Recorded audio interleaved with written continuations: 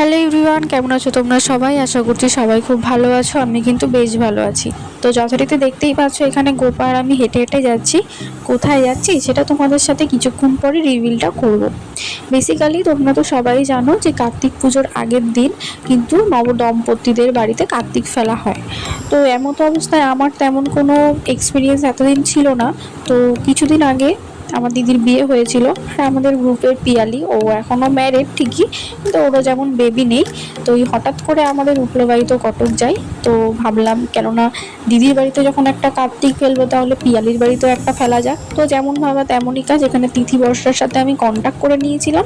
তারপরে দুপুর হতেই আমি আর গোপা চলে গেছিলাম একটা কার্তিকের কেনার উদ্দেশ্যে একটা কার্তিক ঠাকুরের দোকানে। তো যাই হোক, দেখো আমি কিন্তু চলে এসেছি আর এখান থেকে একটা ছোট্ট পুচকি মিষ্টি দেখতে একটা কার্তিককে আমি কিনে নিয়েছিলাম, সেটা তোমরা দেখতেই পাচ্ছ। এই যে এই কার্তিক ঠাকুরটাকে কিন্তু আমি নিয়েছিলাম আর এরকমই সেম দেখতে আমি দুটো নিয়েছিলাম, একটা ফেলবো আমার দিদি বাড়িতে আর একটা যাবে পিয়ালির বাড়িতে। তো তারপরে দেখো এই কাকিমা কিন্তু আমাকে দুটো খুব ভালোভাবে কাগজে মুড়িয়ে প্যাকিং করে দিচ্ছিল, কারণ দুটোকে নিয়ে যেহেতু অনেকটা দূর আমাকে যেতে হবে, মানে একটা যাবে হাবড়াতে একটা যাবে সংহতিত। তো যাই হোক, দেখো এখানে কিন্তু আমার ঠাকুর কেনা কমপ্লিট আর ঠাকুর কেনার সাথে সাথে কিন্তু ধূপকাঠি মোমবাতি এগুলোও ছিল। তো ওগুলোর ভিডিও নেওয়া হয়নি।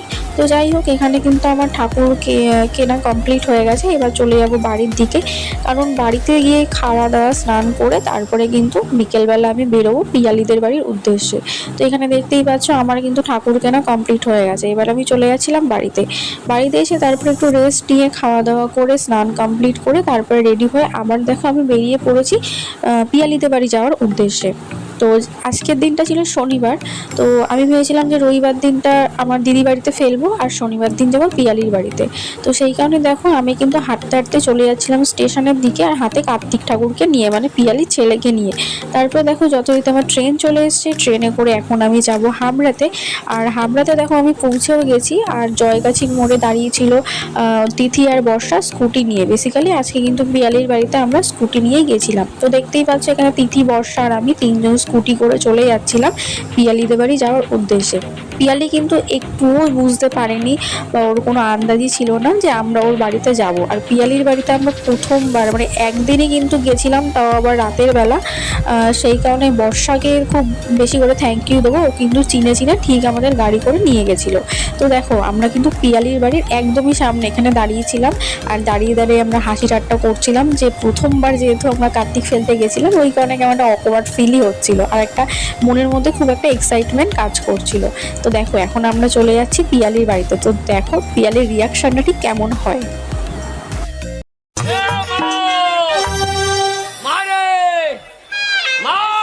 খুলে দেখ তোরে হাবলে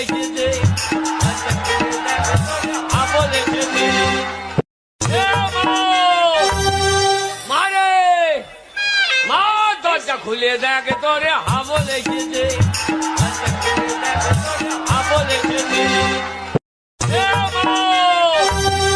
মারে মা দরজা খুলে দেখ তোরে হাবলে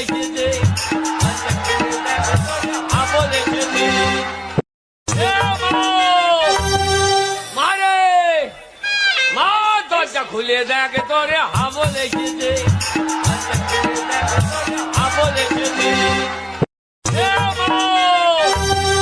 মারে মা দরজা খুলে দেখ তোরে হাবলে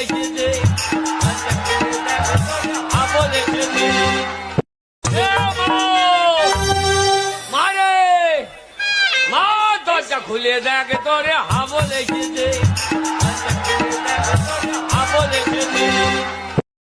তো এতক্ষণ ধরে তোমরা তো দেখলেই যে পিয়ালির বাড়িতে আমরা ঠিক কিভাবে ওকে কার্তিকটা দিয়েছিলাম। আর বেসিক্যালি আমরা কার্তিকটা ফেলতে যাইনি, আমরা কার্তিক মানে ওর ছেলেকে কিন্তু ওর হাতে তুলে দিয়েছিলাম। তো আমাদের কাছে যেহেতু এটা প্রথমবার আর পিয়ালির কাছেও এটা কিন্তু প্রথমবারই হয়েছিল। তো যাই হোক, কার্তিক ঠাকুরের সাথে সাথে কিন্তু আমরা এখানে একটা লিস্ট দিয়েছিলাম। লিস্ট মানে তোমরা যেটাকে বলো যে কার্তিকের সাথে একটা চিঠি দেওয়া হয়, সেটাও কিন্তু আমরা এখানে দিয়েছিলাম। চিঠিটা তেমন কিছুই না, একটা ছড়া মতো লেখা হয়েছিল আর আমরা যা যা খেতে চাই সেটার একটা মেনু পাঠানো হয়েছিল। আর আমরা চেয়েছিলাম যে কার্তিকের মানে মূল্য একটা ধার্য করা হয়, সেটা কিন্তু আমরা নিইনি। সেই বাবদে আমরা বলেছিলাম পিয়ালির বরের কাছে কাছে, মানে অমিতদার কাছে আমরা আমাদের গাড়ির যে যাতায়াতের তেল খরচাটা সেটা আমরা চেয়েছিলাম।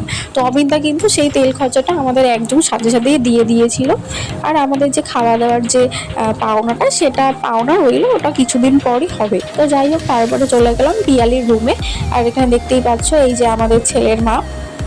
তারপরে পিয়ালির সাথে সাথে দেখলাম ও হঠাৎ করে চা করে নিয়ে আসলো। এই যে দেখো আমাদের জন্য চা করে নিয়ে এসছে পিয়ালি, চা বিস্কুট তো ছিলই সাথে। তো চলো চাটা আগে খেয়ে নিই। তো চা খাওয়া দাওয়া কমপ্লিট করার পর এখন আমরা বুঝলাম আমাদের গভীর গসিপ করার জন্য, আর গসিপ না, বেসিক্যালি অনেকদিন পর দেখা হলো পিয়ালির সাথে। এই যে দেখো মামপুটো কিন্তু আমাদের ভিডিওতে আছে। তারপরে আমরা পিয়ালির বরকে ফোন করলাম যে দাদা তোমার ছেলে তোমার বাড়িতে এসে, তুমি এক্ষুনি চলে আসো। তো দাদা ছেলের কথা শুনে কিন্তু দাদার সাথে সাথে চলে এসেছিল, যেটা তোমরা ভিডিওতে দেখতেই পাচ্ছ। আর দাদা কিন্তু আমাদের দেখে প্রচণ্ড লজ্জা পাচ্ছিল, কারণ আমরা বারবার দাদাকে এটাই বলে খজাচ্ছিলাম যে তোমার ছেলে এসছে তোমার বাড়িতে, তাড়াতাড়ি করে পুজো করো। ইতিমধ্যেই দেখি পিয়ালি আবার চাউমিন নিয়ে এসে হাজির করেছে। আমরা সবাই তারপরে একটু একটু একটু করে চাউমিন খেয়ে নিলাম, কারণ সন্ধ্যা হয়ে গেছিলো, আমাদের এখন বাড়ি ফিরতে হবে, কারণ গাড়ি নিয়ে এসছি, অনেকটা দূরই যেতে হবে। তো যাই হোক, চাউমিন কমপ্লিট এখানে আমরা করে নিচ্ছিলাম, কারণ চাউমিনটা খেয়েই আমরা বেরিয়ে যাব।